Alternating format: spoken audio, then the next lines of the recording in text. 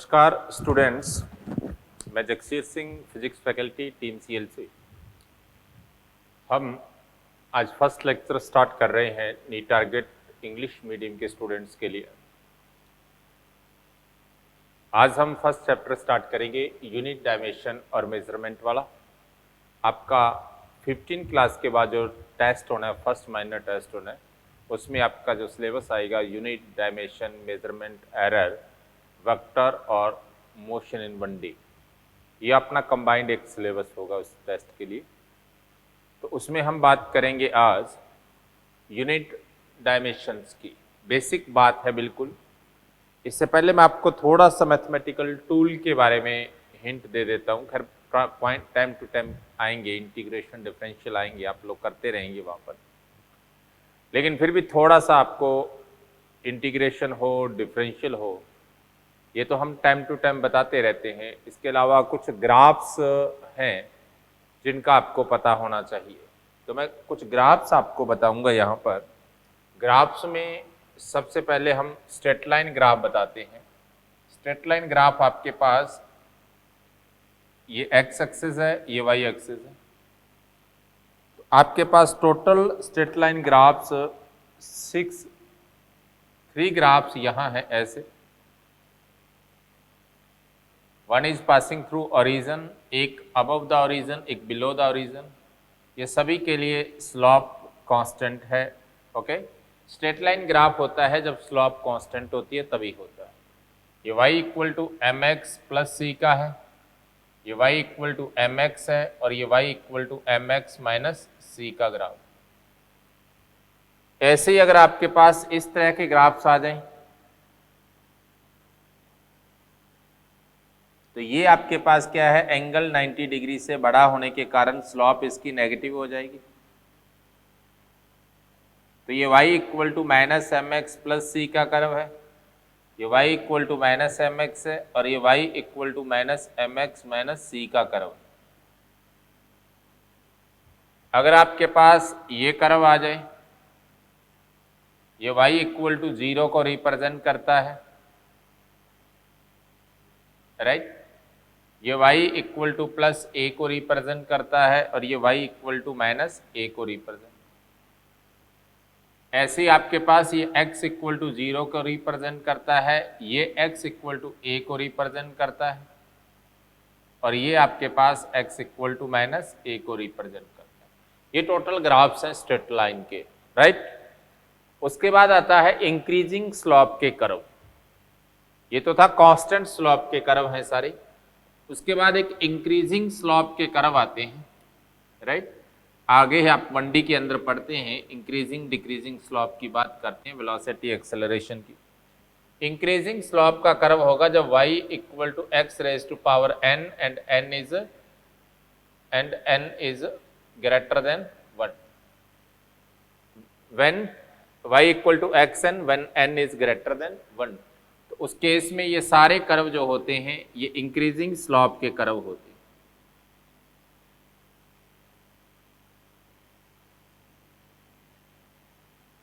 ये देखिए n1, n2, n3, n की डिफरेंट वैल्यूज है, और जैसे जैसे वैल्यू इंक्रीज होगी वैसे वैसे कर्व क्या है, जैसे जैसे ये वैल्यू इंक्रीज हो रही है वैसे वैसे कर्व क्या है, वाई एक्सिस की ओर बैंड होता जाएगा। ओके, ये सब इंक्रीजिंग स्लॉप के, जैसे ये एक्स स्क्वेयर हो गया, क्यूब हो गया, 4 हो गया। ओके, ये इस टाइप के ग्राफ है। अब देखो, अगर आप इन्हीं कर्व को कंप्लीट बनाएं, हालांकि आपको इतने ही कर्व की जरूरत पड़ेगी, लेकिन अगर कंप्लीट बनाएं, देखिए ये आपके पास एक्स स्क्वायर का कर्व है, तो डेफिनेटली ऐसा कर्व होगा। ये आपके पास एक्स क्यूब का कर्व है, एक्स क्यूब का कर्व ये हो जाएगा, ये एक्स क्यूब है। ऐसे 4 आ जाएगा, 4 का कर्व कुछ ऐसा होगा और अंदर को बैंड हो जाएगा, राइट। उसके बाद 5 का कर्व है, तो 5 का कर्व कुछ ऐसा हो जाएगा।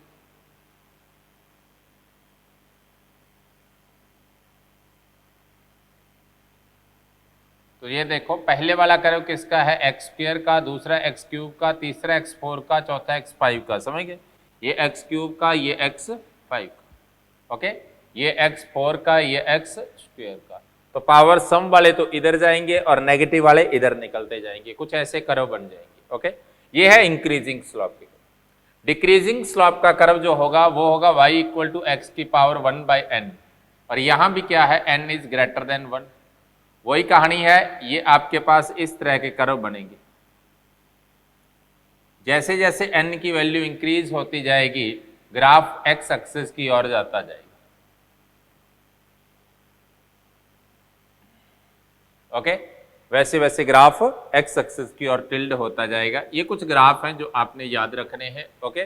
बाकी जैसे जैसे ग्राफ आएंगे हम फिजिक्स में आपको और बताते रहेंगे, क्लियर। देखिए हम पॉइंट पर आते हैं। अपना पॉइंट है यूनिट डायमेंशंस, तो हम इसकी बात करेंगे। यूनिट डायमेंशन से पहले हम फिजिकल क्वांटिटी की बात करते हैं। फिजिकल क्वांटिटी क्या है? Physical quantities. फिजिकल क्वांटिटीज क्या है? देखिए ऐसी क्वांटिटी जिनका यूज करते हैं हम लॉज ऑफ फिजिक्स की स्टडी करने के लिए। The quantity which is used to describe the laws of physics. Physics के जितने भी लॉ हैं उनको डिस्क्राइब करने के लिए हम जिन क्वांटिटीज का यूज करते हैं उन्हें हम क्या कहते हैं? फिजिकल क्वांटिटीज कहते हैं, राइट। तो फिजिकल क्वांटिटी को हम मेनली 3 कैटेगरी में डिवाइड करते हैं। फर्स्ट होती है आपके पास फंडामेंटल क्वांटिटीज। फंडामेंटल क्वांटिटीज, तो फंडामेंटल क्वांटिटीज कौन सी होती हैं? Quantities which are not derived from any another quantity. कोई भी क्वांटिटी किसी दूसरी क्वांटिटी से डिराइव नहीं की जाती, उसे हम क्या कहते हैं? फंडामेंटल क्वांटिटी कहते हैं। क्या होंगे? The quantities which are not derived from any another physical quantities. कर रहे थे फंडामेंटल क्वांटिटीज की। क्या क्वांटिटीज हैं? The quantities which are not derived from any another physical quantity is known as fundamental quantity. इनको हम किसी से डिराइव नहीं करते। कौन कौन सी होती है ये फिजिकल क्वांटिटी? ये 7 फिजिकल क्वांटिटीज होती हैं, okay. There are 7 fundamental quantities. 7 quantity कौन कौन सी हैं? फर्स्ट है मास, सेकंड है लेंथ, थर्ड है टाइम,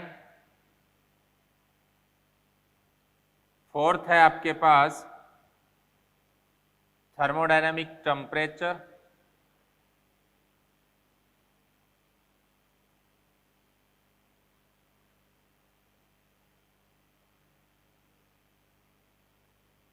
फिफ्थ है आपके पास इलेक्ट्रिक करंट,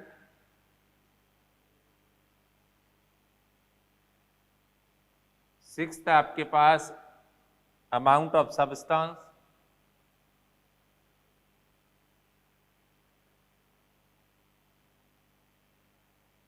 एंड सेवंथ है आपके पास इंटेंसिटी ऑफ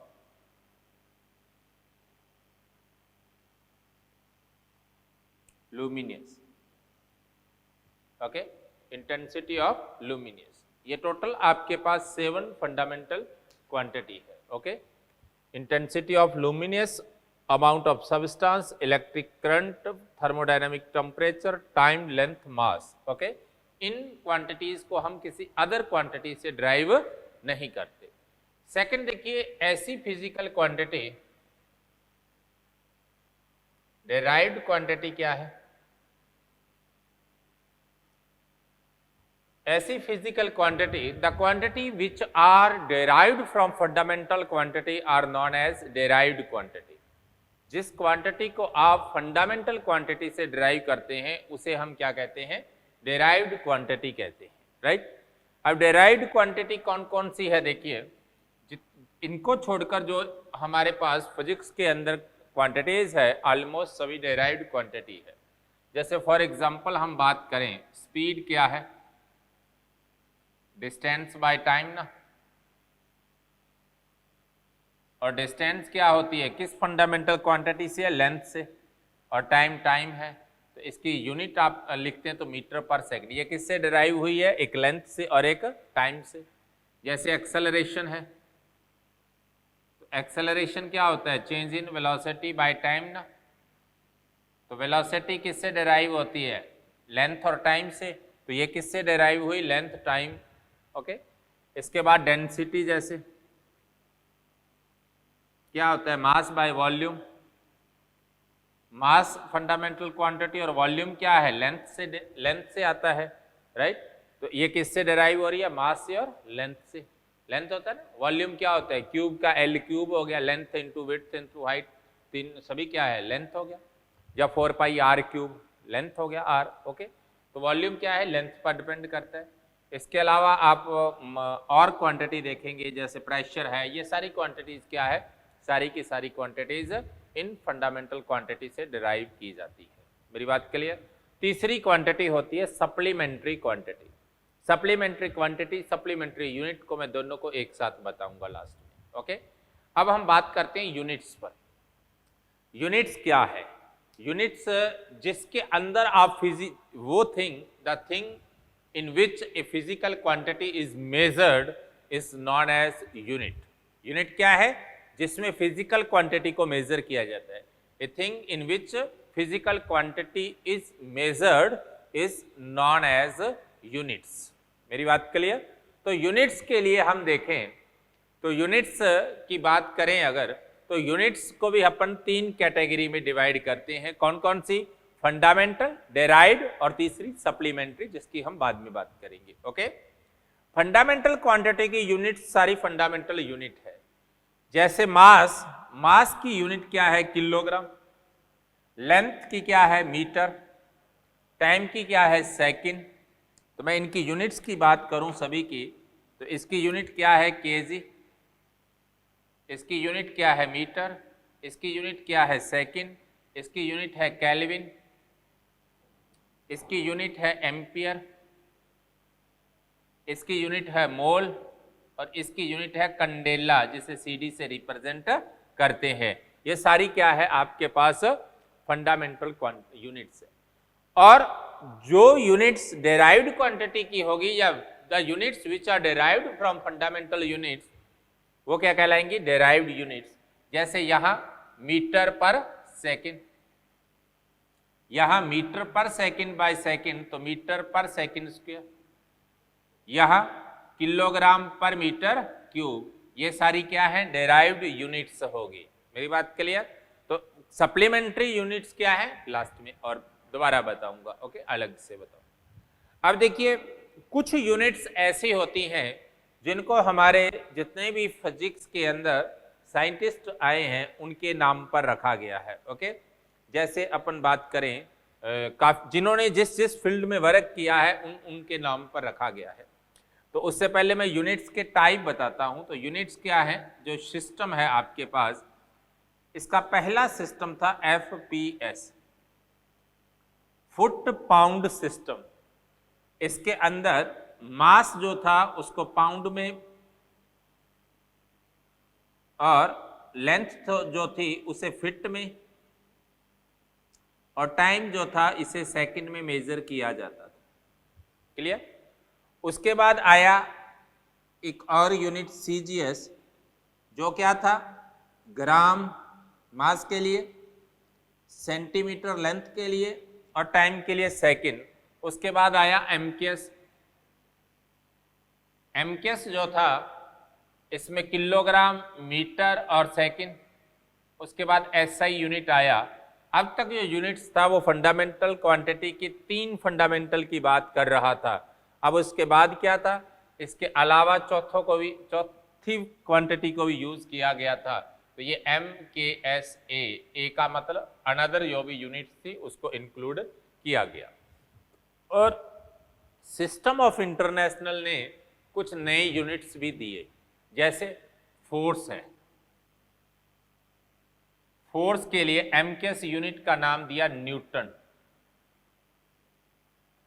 ओके, न्यूटन। आप लिख सकते हैं 1 न्यूटन इक्वल टू क्या था, 1 किलोग्राम मीटर पर सेकंड स्क्वायर। जैसे सीजीएस यूनिट दिया डाइन, तो 1 डाइन इक्वल टू था 1 ग्राम इंटू सेंटीमीटर पर सेकंड स्क्वायर। जैसे वर्क एनर्जी के लिए यूनिट दिया जूल, 1 जूल इक्वल टू था 1 किलोग्राम मीटर स्क्वायर पर सेकंड स्क्वायर। और अर्ग क्या था, 1 ग्राम सेंटीमीटर स्क्वायर पर मीटर स्क्वायर। तो ऐसे ही काफी सारी यूनिट्स है जो आपने पढ़ी है पहले भी, अब अपने दोबारा से फिर पढ़ेंगे। ओके, तो इनको किसी न किसी साइंटिस्ट के नाम पर दिया गया। इसके बाद आपके पास आता है डायमेंशंस। डायमेंशंस क्या है? अधिकतर बच्चे इस पार्ट में बहुत वीक होते हैं, अधिकतर बच्चे इस पार्ट में बहुत वीक रहते हैं, और इस चैप्टर से एक क्वेश्चन तो कंफर्म है, कभी 2 भी आ जाते हैं। ओके, डायमेंशंस क्या होती है? किसी भी डिराइव्ड क्वांटिटी के अंदर उसके फंडामेंटल क्वांटिटीज की जो पावर्स होती हैं उन्हें हम डायमेंशंस कहते हैं। क्या होती हैं? The powers of a fundamental quantity in any derived quantity are known as dimensions. Okay, जैसे फॉर एग्जांपल हम बात करें फोर्स, फोर्स को आप क्या लिखेंगे, किलोग्राम मीटर पर सेकंड स्क्वायर। तो डायमेंशंस क्या होंगी? मास की डायमेंशन 1, लेंथ की पावर 1 और टाइम की पावर क्या है, -2। आप लिख सकते हैं in force the dimensions of mass, length and time are 1, 1, -2। Clear मेरी बात? क्या कहेंगे? In the quantity force the dimensions of mass, length and time are 1, 1, -2। तो जिससे डायमेंशनल फॉर्मूला क्या बन जाएगा इनका? डायमेंशनल फॉर्मूला बन जाएगा m1 L1 T -2। जैसे एनर्जी की बात करें, एनर्जी में आप क्या लिखते हैं, m1 L2 T -2। तो आपके पास आ गया mL2 T -2। मेरी बात क्लियर? ये डायमेंशंस हो जाएगी किसकी? एनर्जी की। अब किसी भी फिजिकल क्वांटिटी की जो डायमेंशन है, वो डायमेंशन निकालने के लिए हमें कुछ मेथड्स फॉलो करने होते हैं। कैसे कैसे फॉलो करने होंगे? पहला पॉइंट, हमें उसकी डेफिनेशन पता होनी चाहिए। तो हम डेफिनेशन से उसका फॉर्मूला निकाल करके उसकी डायमेंशन से निकालते हैं। नंबर 2, हमें रिलेशन पता होना चाहिए 2 या 3 क्वांटिटी का, उससे भी हम निकालते हैं। अगर कोई प्रोपोर्शनल कांस्टेंट है तो हमें वो प्रोपोर्शनल कांस्टेंट का पूरा फॉर्मूला पता होना चाहिए। या फिर ऐसी डायमेंशंस होती है जो अलग अलग क्वांटिटी पर डिपेंड करती है, उन्हें हमें लर्न करना पड़ेगा, याद रखना पड़ेगा, पूरी फिजिक्स से निकाल कर देखने पड़ेंगे। मेरी बात क्लियर? इन सभी को बताने से पहले मैं आपको एक सप्लीमेंट्री क्वांटिटी के बारे में बता दूं। 2 सप्लीमेंट्री क्वांटिटी है, ऐसी क्वांटिटी जिनकी कोई यूनिट भी होती है लेकिन कोई डायमेंशन नहीं होती, ऐसी क्वांटिटी को क्या कहते हैं? ऐसी क्वांटिटी को सप्लीमेंट्री। अक्सर क्या है, dimension less quantity unit less भी होती है, लेकिन 2 फिजिकल क्वांटिटी ऐसी है जो डायमेंशन लेस तो है लेकिन यूनिट लेस नहीं है, जिन्हें हम सप्लीमेंट्री क्वांटिटी कहते हैं। जैसे कौन कौन सी है? एक एंगल है और दूसरा सॉलिड एंगल।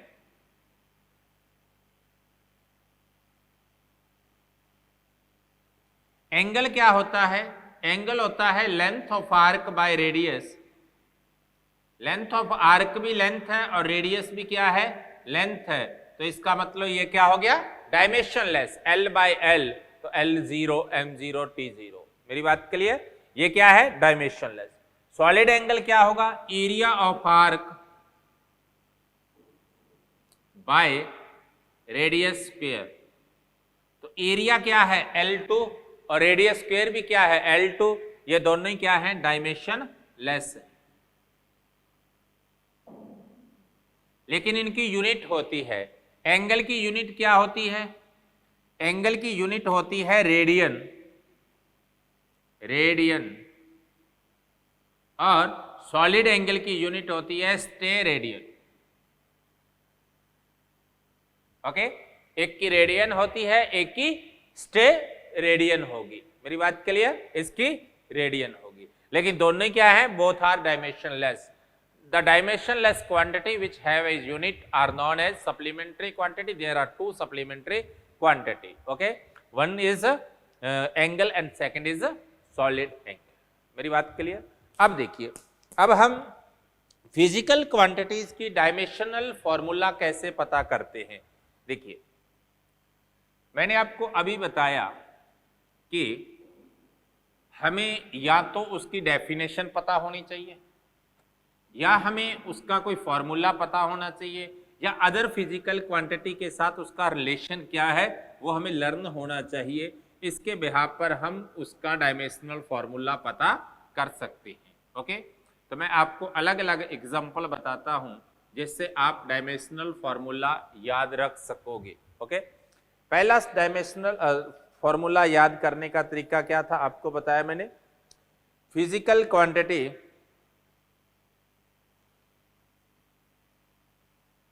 आपको फिजिकल क्वांटिटी की डेफिनेशन पता होनी चाहिए। जैसे बहुत सारी क्वांटिटी, आपको कोई कहता है डेंसिटी क्या है, आप यही बोलते हैं ना, मास बाय वॉल्यूम। तो आपको पता है मास m होता है, वॉल्यूम l क्यूब होता है, यूनिट क्या है इसकी? किलोग्राम पर मीटर क्यूब। तो आप डायमेंशन क्या लिखेंगे? डेंसिटी की क्या लिखेंगे? m1 l-3 t0। जैसे और देख लो सरफेस टेंशन, तो सरफेस टेंशन क्या पढ़ते हैं? फोर्स ऑन यूनिट लेंथ पढ़ते हैं ना। तो आपको पता है फोर्स की डायमेंशन क्या होती है? ml-t-2 bye l। तो आपके पास डायमेंशन क्या आ जाएगी? ml0t-2। मेरी बात क्लियर? उसके बाद देखिए और ऐसी फिजिकल क्वांटिटी और देख लीजिए। मान लो आपको कोई कहता है प्रेशर। प्रेशर क्या होता है? Force per unit area.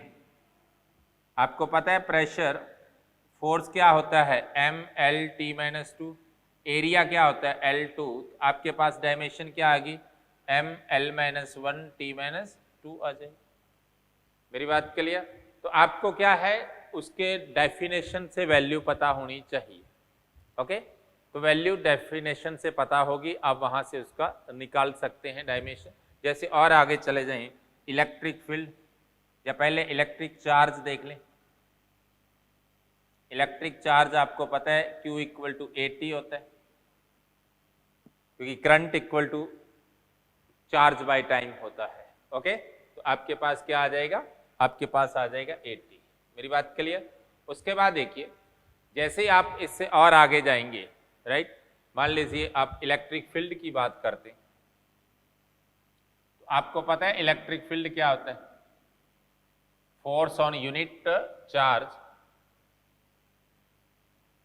आप लिख सकते हैं इसकी डायमेंशन क्या हो जाएगी?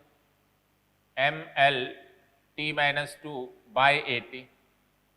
आपके पास क्या आ गया? ml-t-3 a-1।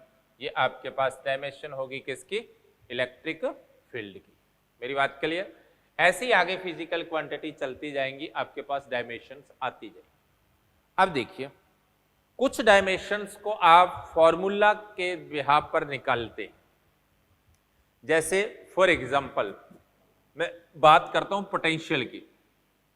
आप पढ़ते हैं work done for unit charge को आप पोटेंशियल लिखते हैं। तो आपको पता है ये ml2t-2 बाय AT है। आप ml2t-3 a-1। अब मैं बात कर रहा हूं जो फॉर्मूला से आप निकालते हैं। जैसे रेजिस्टेंस की बात करें, रेजिस्टेंस क्या लिखते हैं आप? V बाय I लिखते हैं, लिखते हैं ना, V बाय I। तो इससे जब आप निकाल लोगे डायमेंशन, तो ml2t-3 a-2, I ऊपर चला गया, a आ गया। लेकिन जब आपको रेजिस्टेंस पता करना था तो V पता होना चाहिए था, तो उसके लिए आप V को फाइंड करोगे। तो मुझे रेजिस्टेंस के साथ साथ V का भी डायमेंशन, रेजिस्टेंस निकालने के लिए V का डायमेंशन चाहिए, तो मुझे 2 डायमेंशन निकालनी पड़ेगी। मान लो मैं V भी भूल गया, तो उस केस में मैं ऐसा रिलेशन ढूंढता हूं जहां से मुझे अननोन, मतलब ऐसी डायमेंशन यूज ना हो जिसे याद ना हो और मुझे निकालना पड़े। जैसे हम पावर पढ़ते हैं, पावर क्या होता है, VI भी होता है, V²/R भी होता है और I²R भी होता है। अब पावर आपको पता है वर्क बाय टाइम होता है, अमूमन सभी बच्चों को डायमेंशन पता होती है, तो R की डायमेंशन यहां से आसानी से निकलती है। कैसे आप लिख सकते हैं, पावर बाय I²। तो पावर बाय I² आपके पास क्या हो गया, mL2T-3/A, A का 2 ऊपर आ जाएगा तो -2 हो जाएगा। मेरी बात क्लियर। जैसे और फॉर्मूला देखिए, जैसे मान लो आपको मैग्नेटिक फील्ड का निकालना है, तो आपको पता है ना कि मैग्नेटिक फील्ड क्या होता है, QVB भी होता है, V वेलोसिटी है, और एक FILB भी होता है, राइट। तो मैं किसी एक से निकाल सकता हूं। B = क्या हो गया, F/IL। F क्या है, मैग्नेटिक फोर्स पढ़ते हैं ना अपन, तो F आपके पास क्या है, mLT-2/A × L। तो आपके पास क्या हो गया इसकी डायमेंशन, mL0T-2A-1, ये इसकी डायमेंशन हो जाएगी। क्लियर। अब और देखिए, जैसे मान लो कोई कहता है कि μ0 की बताओ क्या होगी। अब μ0 है या ε0 है, इनकी डायमेंशन निकालनी है, या ग्रेविटेशनल कांस्टेंट है या प्लांक कांस्टेंट है, इन सभी की डायमेंशन निकालने के लिए हमें इनके एक्चुअल फॉर्मूले पता होने चाहिए। जैसे प्लांक कांस्टेंट के लिए आपको पता है E = h μ होता है, ये फ्रीक्वेंसी है, ये प्लांक कांस्टेंट है, ये एनर्जी है। आप लिख सकते हैं mL2T-2 = h T-1। इसको इधर लाएंगे तो आपके पास h की डायमेंशन क्या होगी, mL2T-1 होगी। जैसे ग्रेविटेशनल कांस्टेंट पता करना है तो F = क्या होता है, Gm1m2/r²। तो G की डायमेंशन क्या, यूनिट क्या लेते हैं, न्यूटन मीटर स्क्वायर पर किलोग्राम स्क्वायर। तो आपके पास डायमेंशन क्या हो जाएगी, G mL-T-2 × L²/m2।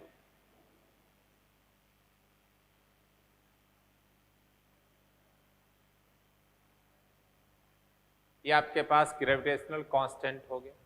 जैसे इलेक्ट्रिक फील्ड में देखें तो F = 1/4πε0 Q1 Q2/r²। ε0 चाहिए आपको, तो ε0 की डायमेंशन क्या होगी, Q1 Q2 मतलब कूलाम स्क्वायर पर न्यूटन मीटर स्क्वायर की डायमेंशन। कूलाम क्या है, अभी पढ़ा था, A²T² over mL2 L-T-2 × L2।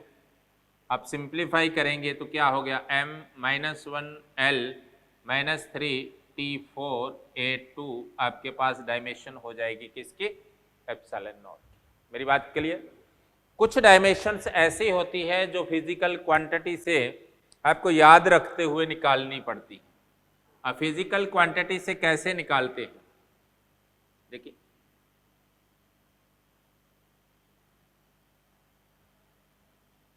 जैसे काफी सारे फॉर्मूलाज आपको याद हैं तो आप डायमेंशन से निकाल सकते हैं। जैसे और देख लीजिए, इसमें आगे चलें, एक सेल्फ इंडक्टेंस होता है।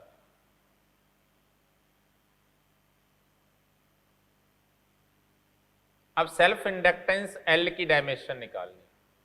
अगर मैं फॉर्मूला देखता हूं L = φ/I होता है। फाई क्या है, मैग्नेटिक फ्लक्स, नहीं पता तो BA लिखेंगे। अब B नहीं पता, खैर आपको या अभी निकालना था, तो B क्या होगा, mL0T-2A-1 फाई BA होता है। तो यहां से आपको पता लग गया इसकी डायमेंशन क्या है, L2 T-2 A-1 और A के ऊपर चला गया तो -2 ये डायमेंशन आ जाएगी। खैर ये हमें पता था, मेरी बात क्लियर। लेकिन अगर मैं इसकी डायमेंशन और इजी तरीके से निकालनी है तो इसमें एक और रिलेशन होता है, U = 1/2 Li² होता है। U = 1/2 Li² होता है। तो यहां से मैं L = क्या लिख सकता हूं, 2U/I²। तो इसका मतलब L की डायमेंशन U क्या है, एनर्जी mL2 T-2 और A2 ऊपर आ जाएगा तो -A2, ये आपके पास डायमेंशन हो जाएगी। मेरी बात क्लियर। इसके अलावा देखिए और बहुत सारी डायमेंशंस हैं जिनका आपको डायरेक्ट रिजल्ट पता होना चाहिए। जैसे फॉर एग्जांपल आपको कोई कहता है कि ε0 E² की डायमेंशन क्या है, आपको कोई कहता है कि B²/μ0 की डायमेंशन क्या है, आपको कोई कहता है कि RC की डायमेंशन क्या है, आपको कोई कहता है कि L/R की डायमेंशन क्या है, आपको कोई कहता है कि LC की डायमेंशन क्या है, राइट। जब आप इनकी डायमेंशन निकालने की बात करते हैं, आपको कोई कहता है कि RCV/L की डायमेंशन क्या है। अब देखिए मेरे सामने आपको काफी सारी डायमेंशंस गिवन है और इन डायमेंशंस का रिजल्ट आप कैसे निकालेंगे, ओके।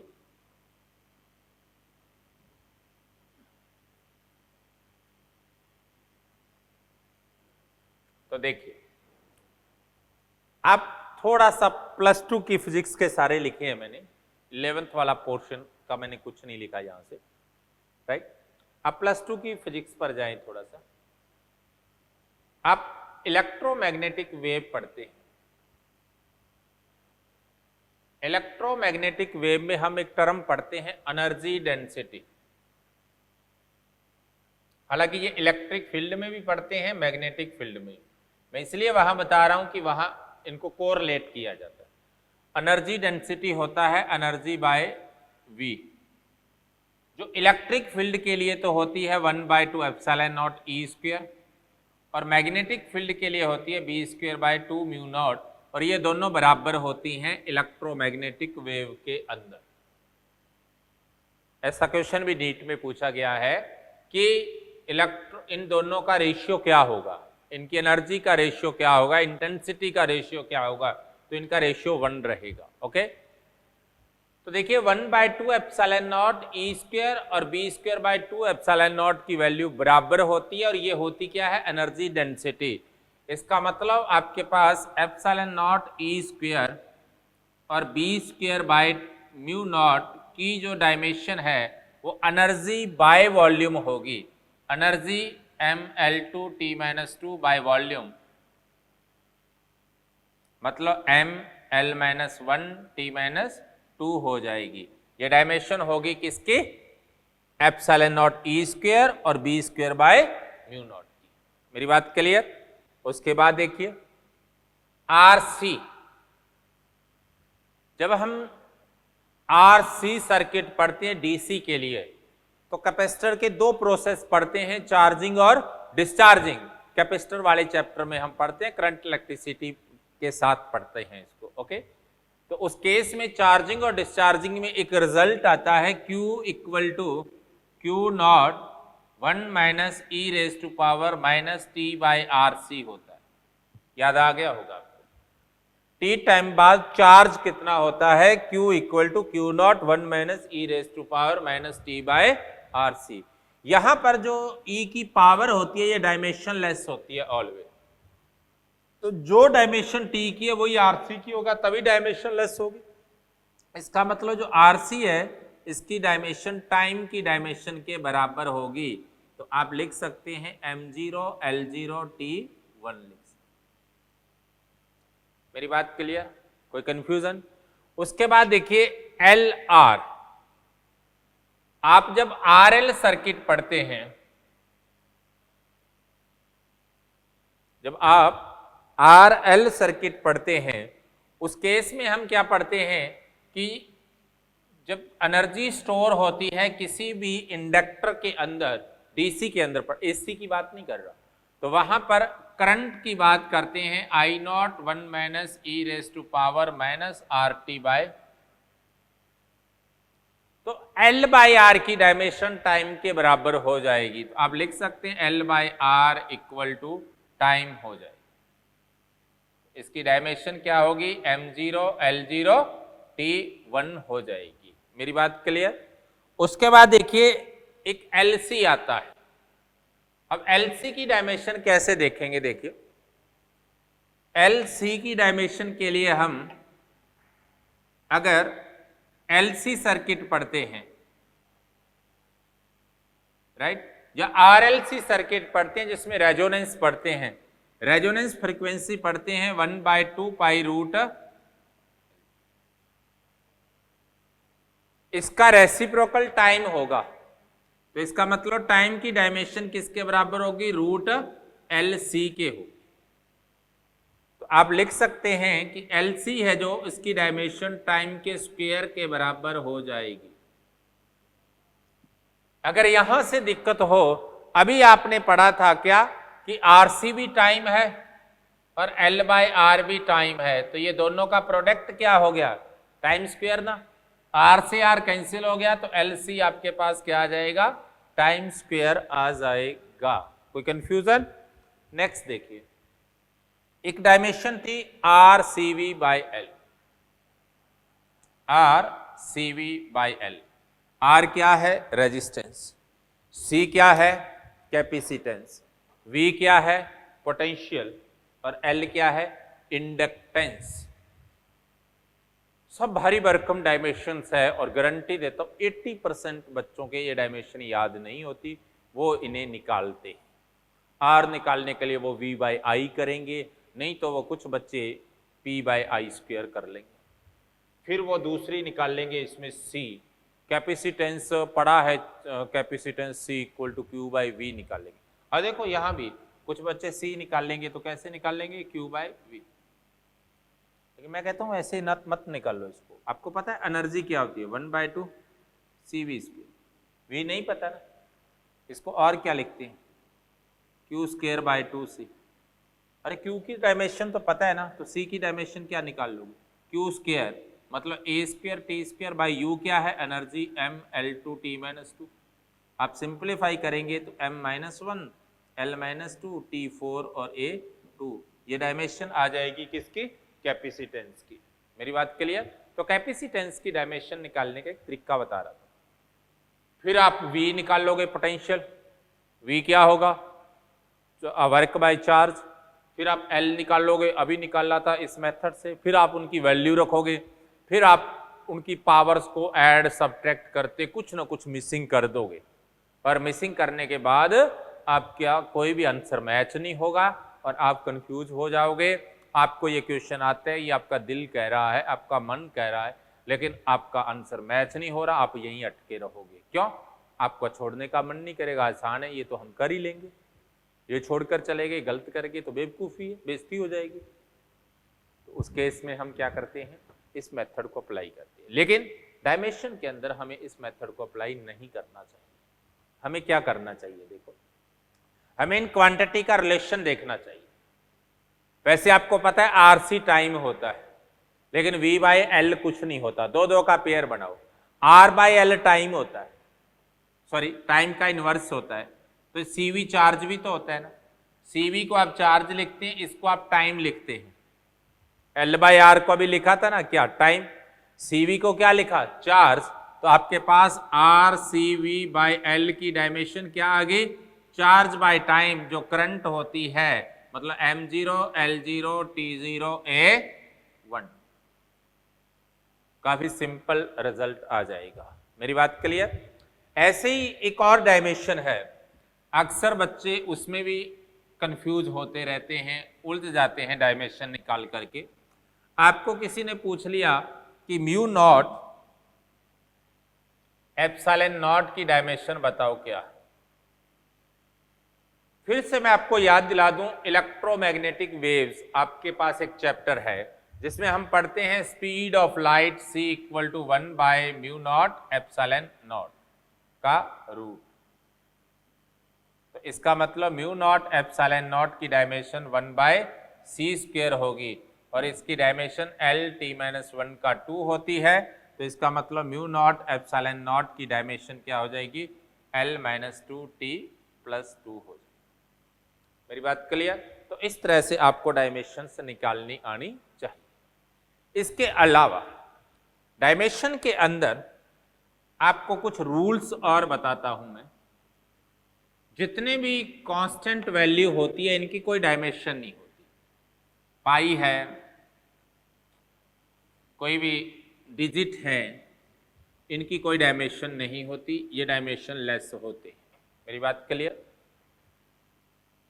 अगर आपके पास कोई भी साइन आया और कोई भी ट्रिग्नोमेट्रिक फंक्शन आया, sine x, cos x, tan x, cot x, sec x, cosec x, ये सभी डायमेंशन लेस है। ये ऑल क्या है आपके पास, डायमेंशन लेस है। मेरी बात क्लियर? उसके बाद देखिए, अगर आपके पास इनवर्स फंक्शन आते हैं, sine inverse x, cos inverse x, tan inverse x, cot inverse x, जितने भी इनवर्स फंक्शन है ये भी आपके पास क्या है, डायमेंशन लेस हैं। मेरी बात क्लियर? आपके पास log ex, e की पावर x, ये भी क्या है, डायमेंशन लेस है। और इन सभी के अंदर जो x है वो भी क्या है, डायमेंशन लेस है। मेरी बात क्लियर? ये क्या है, डायमेंशन लेस है। ओके, दूसरा पॉइंट देखिए, अगर दो क्वांटिटी ऐड हो रही है, दो क्वांटिटी ऐड हो रही है या दो क्वांटिटी सब्ट्रैक्ट हो रही है, तो आप कह सकते हैं उनकी डायमेंशन ऑलवेज इक्वल होगी।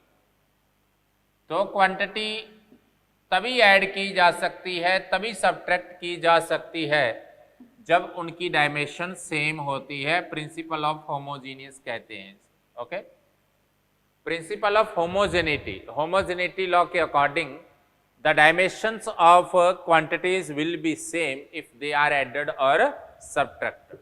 ओके, और क्या कहता है, और कहता है कि physical equation, if physical equation is dimensionally correct then it may be physically correct or incorrect, but physically correct dimension is always dimensionally correct होती है। dimensionally correct equation physically correct हो भी सकती है और नहीं भी, लेकिन physically correct equation dimensionally correct होती है। ओके, जैसे आप कहते हैं ना v equal to u plus at। अब मैं दोनों एग्जाम्पल एक साथ दे दूं। ये वेलोसिटी था, क्या था, L(t-1), ये भी वेलोसिटी था L(t-1), ये a था जो क्या था, L(t-2), इसको t-1 बनाने के लिए t का प्रोडक्ट किया गया, तो ये भी क्या बन गया अब आपके पास, L(t-1), तो तीनों की डायमेंशन क्या होगी, सेम। अब कोई कहे कि v equal to u plus 1/2 at, ये डायमेंशनली करेक्ट है क्योंकि 1/2 की कोई डायमेंशन नहीं होती, लेकिन फिजिकली ये क्या होगी, इनकरेक्ट। ये फिजिकली करेक्ट इक्वेशन है। मोशन की इक्वेशन होती है ना, फर्स्ट इक्वेशन हम पढ़ते हैं v equal to u plus at, इसका मतलब ये क्या है, फिजिकली करेक्ट है, और फिजिकली करेक्ट इक्वेशन डायमेंशनली भी क्या है, करेक्ट है। मेरी बात क्लियर? तो ये आपके पास इस तरह के रिजल्ट्स भी आएंगे। मेरी बात क्लियर? अब हम इसके एप्लीकेशंस की बात करते हैं। ओके, तो एप्लीकेशंस में देखिए, फिर हम इसके क्वेश्चंस की बात करें। मेजर इसके 3 एप्लीकेशन है। पहला एप्लीकेशन कन्वर्जन है। जैसे एक फिजिकल क्वांटिटी, किसी फिजिकल क्वांटिटी का वैल्यू अगर एक सिस्टम से, यूनिट सिस्टम से दूसरे यूनिट सिस्टम में आप कन्वर्ट करते हैं, तो उस केस में आपसे पूछ सकता है कि उसका रिजल्ट क्या होगा। किसी भी फिजिकल क्वांटिटी के लिए दो चीजें जरूरी होती हैं।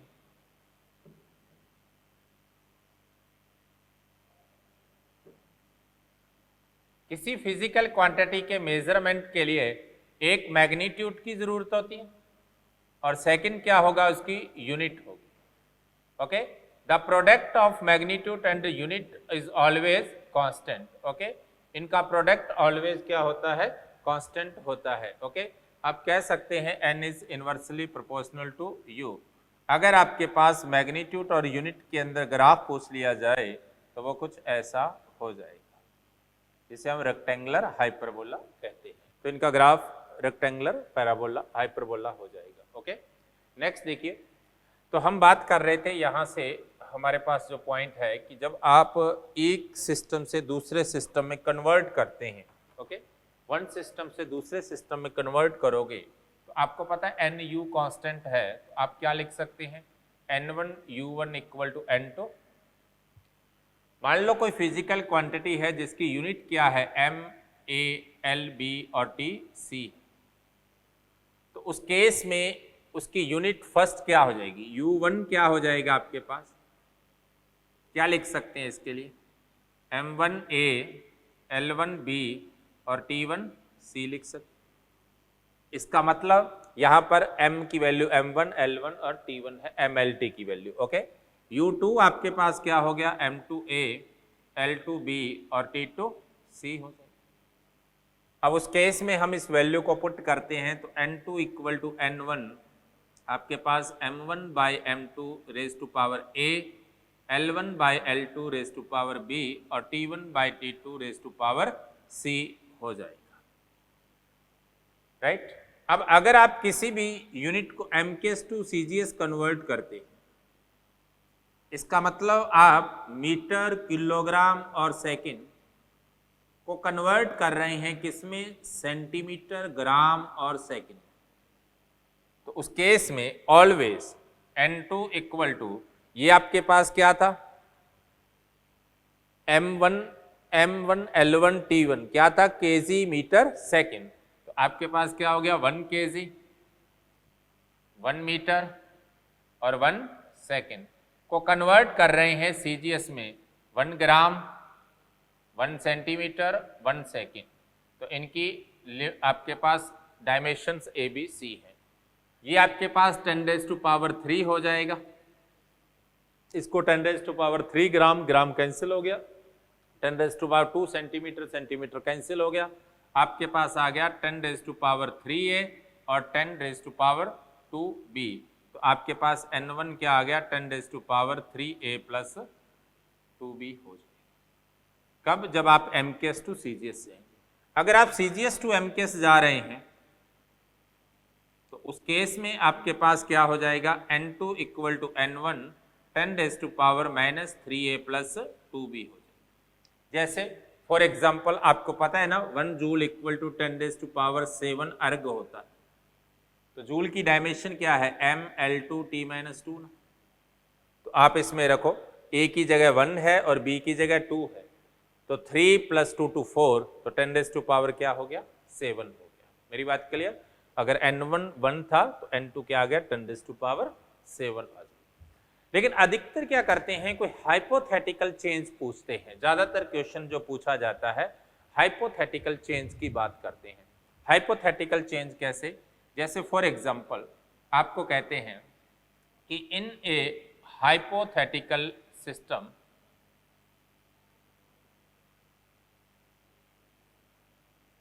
The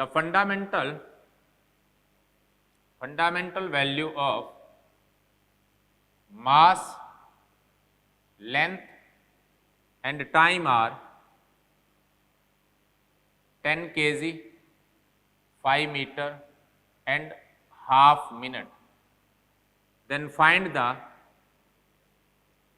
value of 10 joule in this system. आपके पास एक हाइपोथेटिकल सिस्टम दे दिया है और इस हाइपोथेटिकल सिस्टम के अंदर भी उसने बोला है कि आपके पास जो मास है जो लेंथ है, जो टाइम है, इसकी वैल्यू आपको दे रखी है। तो आपने जूल को मतलब MKS को हाइपोथेटिकल में चेंज करना है, यही तो है ना। मतलब आपने केजी को चेंज करना है किसमें, 10 केजी में। मीटर को चेंज करना है किसमें, 5 मीटर में। आपको सेकंड को चेंज करना है 30 सेकंड, राइट। तो N2 इक्वल टू आपके पास क्या आ गया, वर्क है। जूल क्या है, वर्क। डायमेंशन आपको पता है क्या है, mL/T-2। तो N1 आपके पास कितना दिया है, 10 जूल दिया, राइट।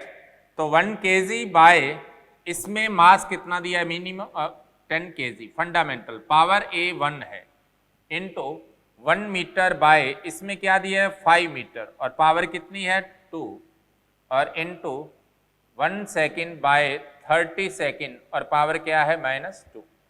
सिंप्लीफाई करेंगे 10 इंटू 1/10 इंटू 1/25 इंटू ये -2 है तो 30 इंटू 30। आपके पास 10 से 10 कैंसिल, 9 इंटू 100/25 इक्वल टू 36। तो इसका मतलब उस हाइपोथेटिकल सिस्टम के अंदर 10 जूल की वैल्यू क्या होगी, 36 यूनिट्स हो जाएगी। ओके, ये अपना फर्स्ट लेक्चर था। अपन कल इसके आगे के पोर्शन को पढ़ेंगे। ओके।